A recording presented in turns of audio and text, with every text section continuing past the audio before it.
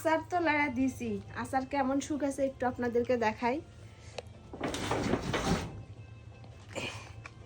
মাশাআল্লাহ, আচারের কালার না কালার।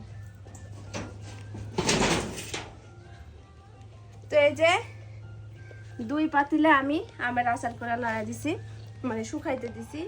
তো এই যে দেখেন, এই চারিধার থেকে এভাবে আমার মেয়ে খাইয়া লিছে। আসলে এই আচার মনে হয় আমি বয়মে তুলতে পারবো না। আমার মেয়ে এতই আচার পাগল যে মানে আমাকে দেখায়ও খায় আবার লুকায়ও খায়। আমি যখন থাকি না তখন সে চুরি চুরি করে খাইয়া ফেলে দেয়।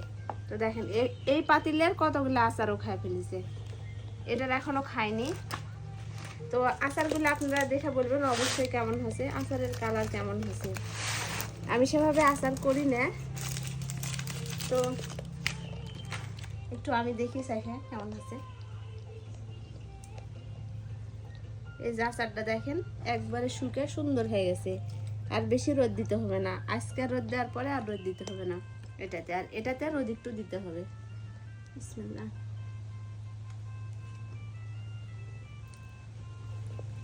আমি নিজে হাতে করেছি বলে না, সত্যি অনেক মজা হয়েছে খেতে।